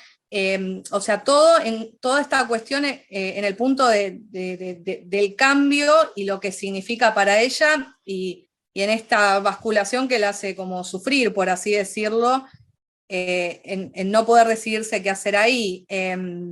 Todo esto obviamente genera una pregunta sobre, digamos, lo que es la maternidad, los hijos, a partir de lo que también ve en su entorno con sus amigas, y una cuestión también de la pregunta por su propia feminidad también, esto de ver en la otra, ¿no? Esto de que ella se arregla, que sale, que seduce, y bueno, y qué pasa con su propia feminidad, ¿no? Así que bueno, por eso decía un recorte, pero a la vez también una lectura a partir de todo eso. Y sí, por supuesto que bueno, que ella ubica que el padre, ¿no? Dice que no cambie porque a él le fue mal, o sea, como que también desde lo inconsciente tal vez hay algo por ahí de lo que dijo ese padre que también puede estar pulsando ahí, ¿no? En esto que ella padece. Es que, gracias, Agustina, es que el recorte es una lectura, ¿sí? Por eso hablábamos de leer. El recorte es una lectura. Ahora voy a tomar algunas cosas. Escucho a Tere y comento, ¿sí? Tere, ¿cómo estás? Hola, buenas tardes. Hice algunas anotaciones en lo que ibas leyendo y retomando lo de la clase, bueno, yo lo que identifico es que hay una identificación paterna, pero también no sé si con cierta ambivalencia materna en donde la madre no dice nada, pero la amiga que elige algo distinto como a ese supuesto de la maternidad no está haciendo nada y debería de ver por el futuro, ¿no? Pienso que se abre la pregunta de qué deseo y quizá no lo sabe o por ahí podría empezar la parte del análisis y la parte de la maternidad, lo que ya comentaban algún compañero y compañera, no es como lo que ella elegiría como futuro. Creo que también por ahí hay algo de la pregunta sobre la maternidad, puesto que elige algo distinto a eso, que es lo del marketing. Entonces, eso fue lo que yo anoté. Bien, muchísimas gracias. Bárbaro. Vanessa.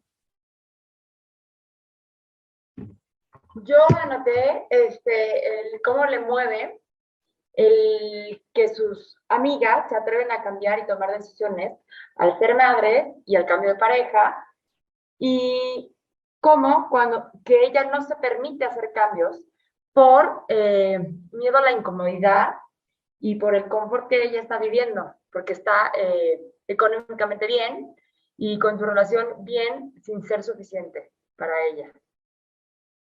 Bien, buenísimo, gracias. Fíjense, yo fui anotando, ¿no? Lo que cada uno de ustedes fue diciendo y tomando un poco lo que situaba Francisco hace un rato respecto de la cuestión del recorte, ¿no? Y cuál era la consigna. Lo difícil que es para nosotros recortar y lo difícil que es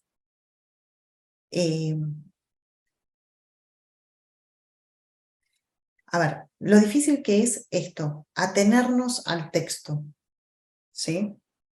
Atenernos al texto. Pensaba, por ejemplo, en la cuestión que se dijo hace un rato respecto de la finitud, ¿no? El deseo de ser madre o no, digamos, en relación a los 40 años y la finitud. Pensaba, ella plantea toda una serie de cuestiones en relación a la maternidad. Yo hubiera querido, pero lo pensé tarde, pero, ¿no? Pero habría que ver si del texto que yo traje podemos leer que se juegue algo en relación a la finitud, ¿no? A que se le agota el tiempo biológico, ¿sí? Digo, si es esa la inquietud de esta paciente, si pasa por ahí su malestar, porque la consigna era sobre el padecimiento subjetivo, ¿de acuerdo? Entonces la pregunta sería, el malestar de ella en relación a la maternidad, que es un tema que está ahí dando vueltas, ¿no? Pero ese malestar, ¿es en relación a la finitud, a que se ha terminado su tiempo, digamos, sus posibilidades biológicas de ser madre? ¿O ese malestar es en relación a que las amigas tienen lo que ella no tiene? ¿O ese malestar? Sí, porque no es exactamente lo mismo. Digo, hay un malestar en relación a la maternidad, esto en términos muy generales, pero si vamos a las pinceladas de subjetividad, ¿sí? Podría haber un tema en relación a la finitud, ¿por qué no? Podría haberlo, pero me parece que no es lo que ella está planteando. Parece que estuviera planteando otra cuestión, que es estas amigas que tienen y ella no tiene y no tuvo y lo pensó tarde, ¿sí? Bien, esto para situar un poco cómo cuando hacemos un recorte, ahí va Francisco, dame un segundo. Cuando hacemos un recorte, es muy importante que leamos lo más próximos, lo más pegados al texto que podamos. A mí se me viene la imagen de los autos cuando están preparados para las carreras, que se los baja a los autos para que estén pegaditos al piso y entonces sean más aerodinámicos, digamos, ¿no? Bueno, esto es lo mismo, nos tenemos que apegar al texto, ¿sí? Francisco, ¿querés comentar algo? Sí, Lara, muchas gracias.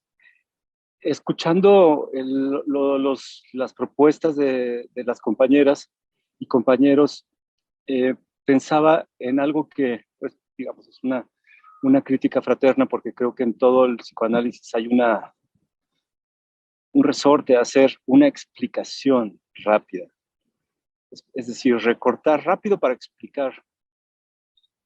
Y estamos acostumbrados a hacer eso en los ateneos, en los acompañamientos entre colegas.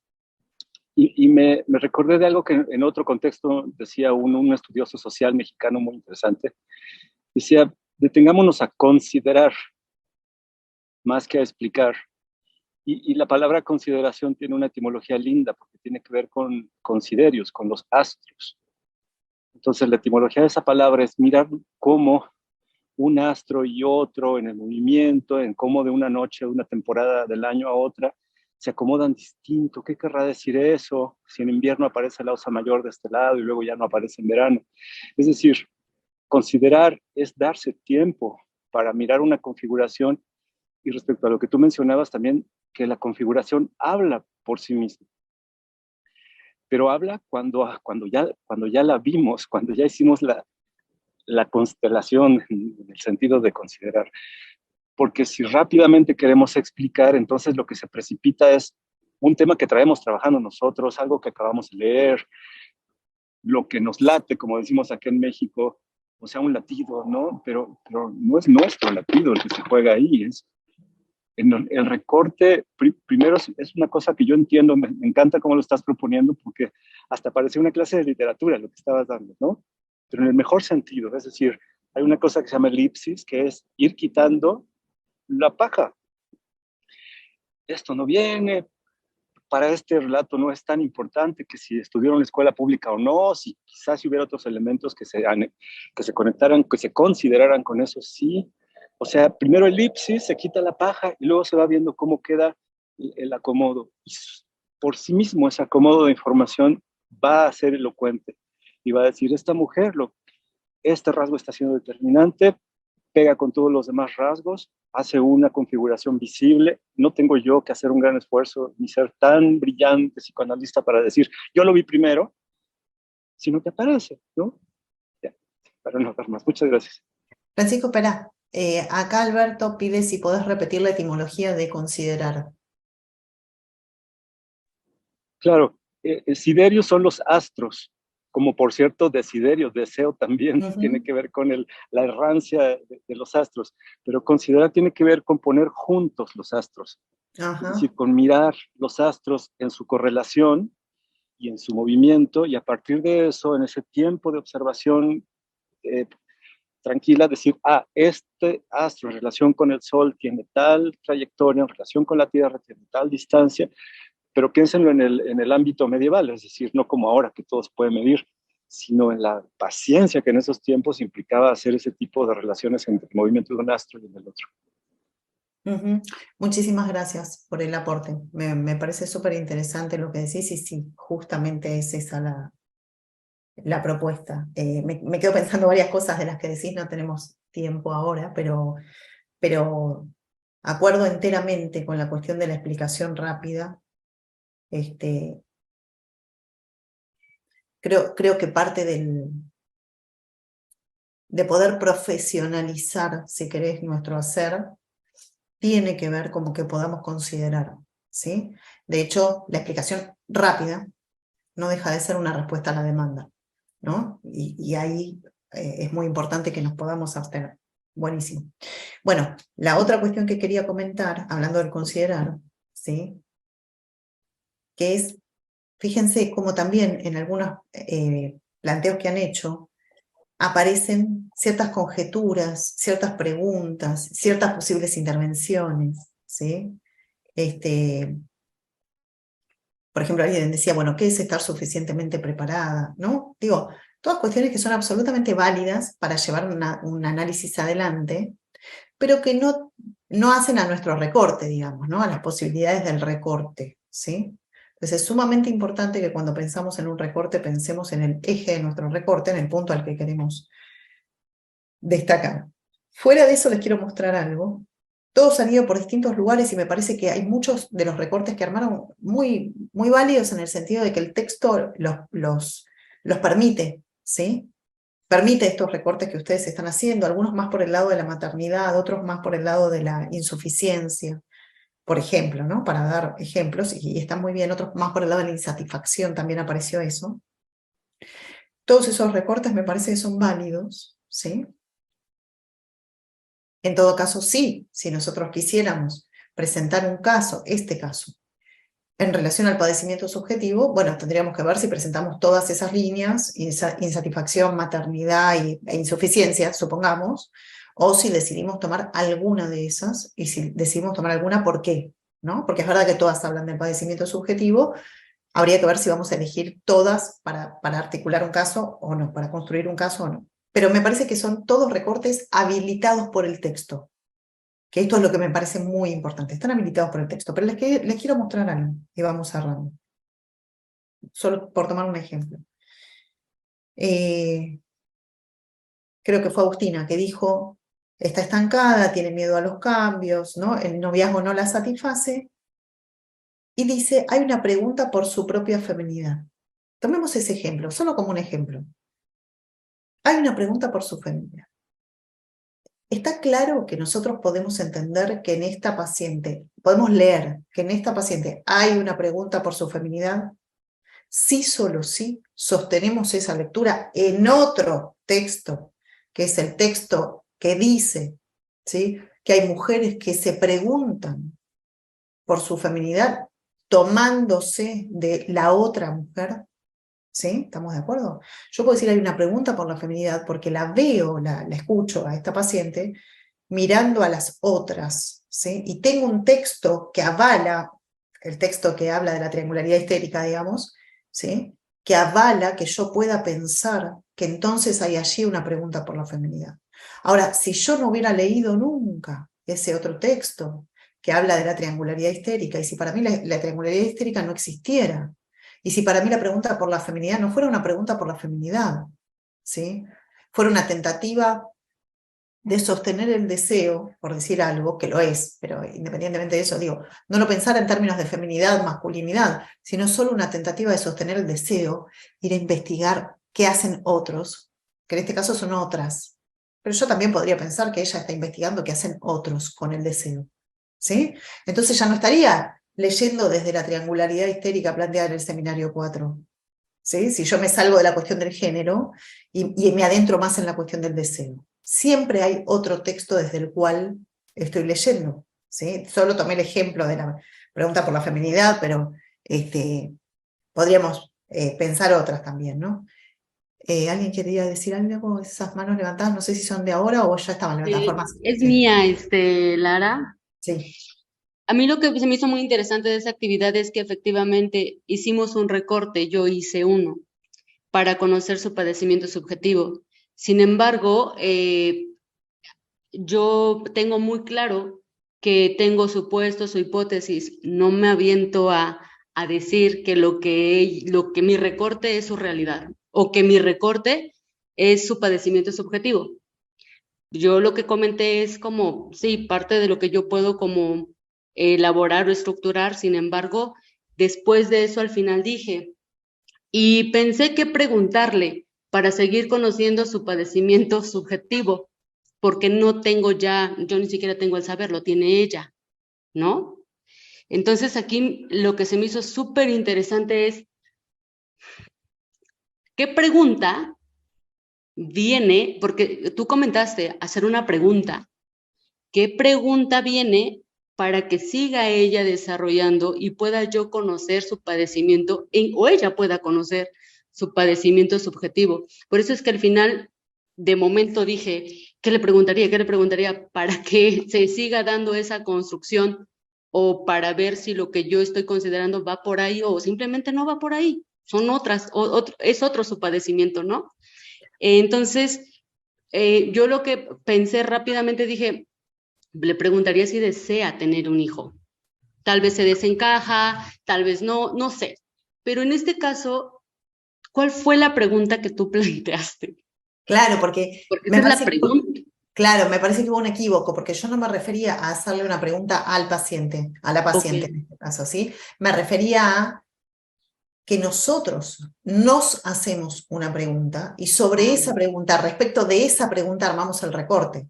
Entonces yo imaginé una pregunta. La pregunta sería, la pregunta que yo me hago, ¿Cuál es el padecimiento subjetivo de esta paciente? ¿En dónde radica el padecimiento subjetivo? Esa es la pregunta que me orienta para mi recorte, pero no me refería a una pregunta para hacerle a ella, ¿no? Sino una pregunta que nosotros nos podríamos hacer, ¿sí? Pero igual es válido totalmente, ¿sí? Y sería, hoy no podemos, pero sería súper interesante también esto que vos decís, ¿no? A veces uno necesita más información para poder armar el recorte, ¿sí?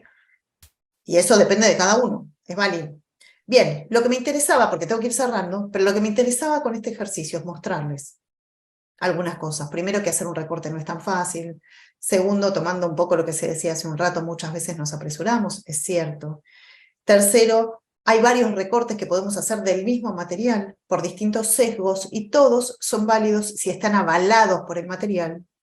Cuarto, fíjense cómo el recorte que hacemos es siempre porque hay otro texto desde el cual estamos leyendo. Texto que elegimos por ahora, por el momento, darle algún valor de verdad. Entonces, si yo creo que la triangularidad histérica vale como verdad conceptual, entonces puedo decir, hay una pregunta por la feminidad. Y si yo creo que la triangularidad histérica no tiene nada que ver con nada y que Lacan fue un delirante, por decirlo exageradamente, entonces podría empezar a pensar esto desde otro lugar. Quiero dar un ejemplito y cierro. El año pasado, trabajando justamente sobre la cuestión de histeria, yo armé un curso que se llamaba Más respeto a la histeria, ¿sí? ¿Por qué?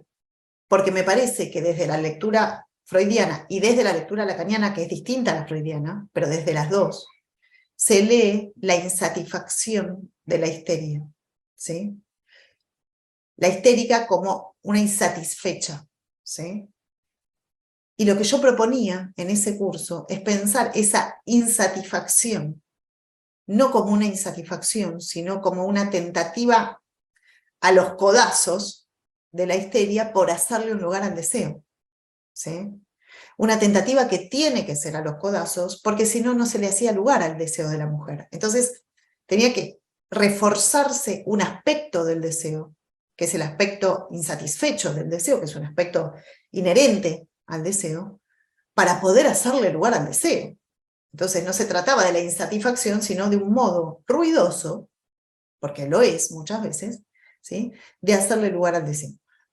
¿Pero qué quiero decir con esto? Lo que proponía es corrámonos un poco del texto que nos viene avalando para leer la histeria y por ahí la podemos empezar a pensar desde otros textos y desde otros lugares, ¿sí? Por ejemplo, desde los aportes de algunos autores del feminismo, autores y autoras feministas que aportan otras miradas, ¿sí? Pero es solo un ejemplo.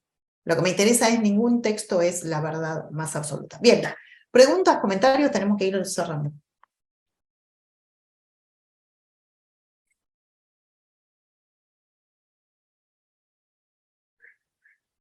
¿No? Bueno, en principio, no sé, Evelyn, si estás ahí, no te veo, pero quiero agradecer a Encuentros Psicoanalíticos por esta invitación, a Evelyn también, y les quiero comentar muy brevemente que hoy finalizamos el trabajo que yo hago con ustedes. Ha sido un gusto y les quiero agradecer mucho la participación, ¿sí? Yo sé que a veces cuando uno propone algo como lo de hoy, un ejercicio, ¿sí?, no es tan fácil, nos sentimos a veces expuestos, nos cuesta, nos toma por sorpresa, ¿no? Somos psicoanalistas, nosotros no hacemos ejercicio, ¿no? Hacemos otras cosas, pero ejercicio no. Y la verdad es que me alegra mucho que se hayan sumado a la propuesta, porque me parece que, nada, que es haciendo, y no solamente leyendo, que nos vamos encontrando con las dificultades y también nos vamos relanzando, ¿no? Nos vamos relanzando en el deseo. Así que les agradezco muchísimo que se hayan sumado a la propuesta. Gracias, Francisco, muchas gracias. Y seguramente nos estemos encontrando en algún otro espacio, en algún otro momento, o en este mismo espacio más adelante también podría ser. Así que les mando un gran abrazo a todos, muchísimas gracias por la participación, y espero que disfruten de la experiencia de este diplomado que viene estando muy interesante. Así que les mando un gran abrazo, ¿sí? Nos vemos pronto. Gracias, hasta luego todos. Hasta luego, chao, chao. Muchas gracias, Lara. Chao, chao. Buen jueves a todos. Gracias. Voy a mandar un mensaje en el grupo con respecto a las grabaciones pendientes. Hemos estado haciendo un respaldo importante a la par de las clases que han tenido. Yo estoy seguro que para el sábado tenemos todas las grabaciones pendientes ya en línea para ser revisadas en la plataforma. Una disculpa por la demora. Que pasen buen jueves. Gracias. Muchas gracias.